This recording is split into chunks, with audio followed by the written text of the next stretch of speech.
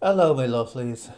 Just felt the need to do this video about this odious character, Simon Danczuk, the ex-Labour MP from Rochdale in Greater Manchester, who's doing the rounds now on GB News and Talk TV, trying to get involved with the Pakistani grooming gang scandal that's going on at the moment.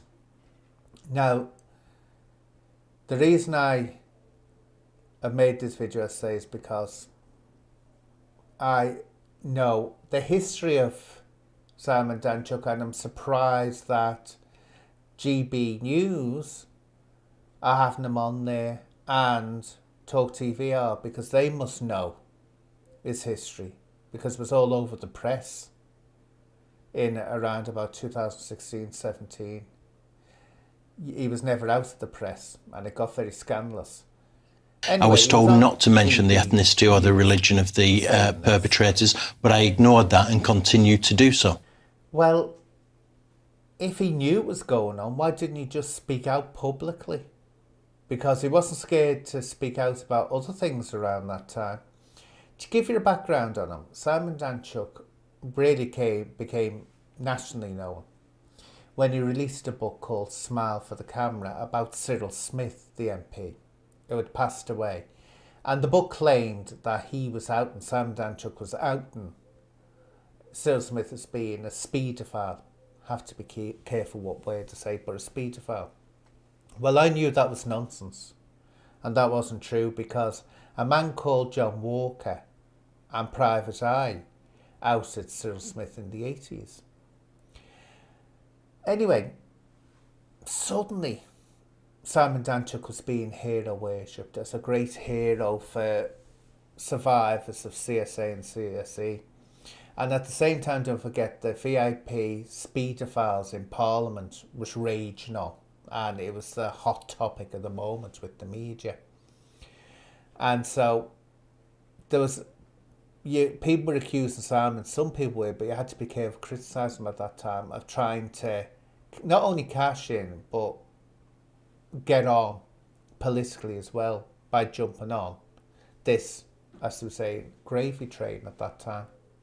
And he made a lot of money out of the book. Then suddenly he was getting photographed by the press, and the press always seemed to know where he was.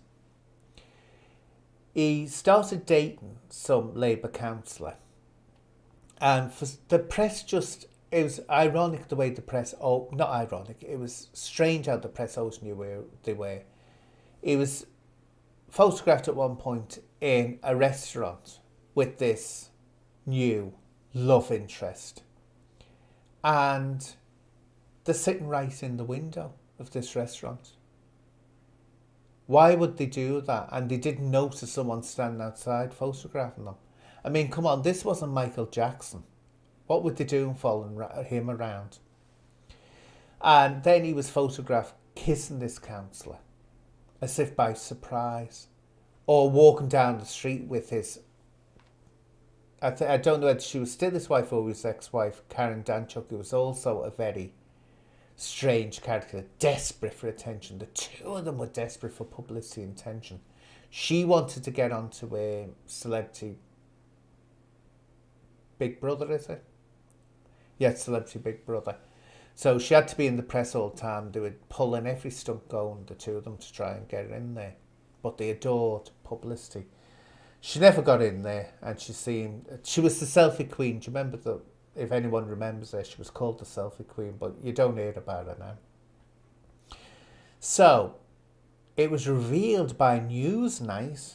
Oh, this was embarrassing for Danczuk, and you could tell he was uncomfortable. It was revealed in Newsnight that he'd actually started up his own company, and he was selling this information to the press, selling it and selling photographs of them.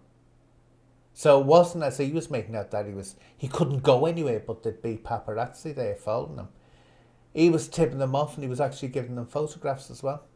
But it could look like you're tipping them off about where you're going to be so they can take photos of you to sell to tabloid newspapers, and then you get a cut.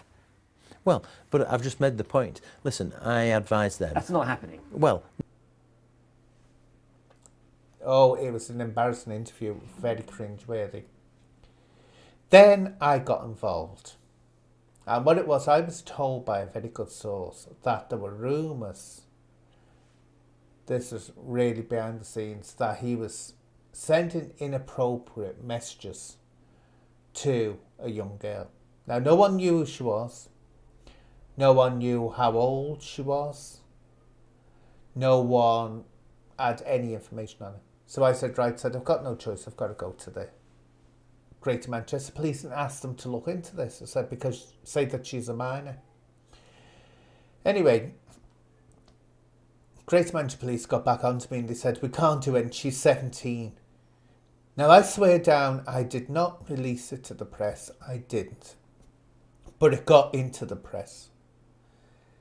Now, you'd think that his worshippers, because he had all these campaigners and all these survivors held him up as a hero. You think when they'd heard that this 49-year-old man at the time, 49-year-old man was sending inappropriate texts,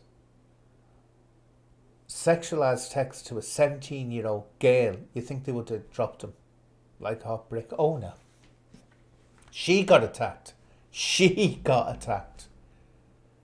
Not him. She did, by these survivors and campaigners against CSE and CSA. They attacked her, not him.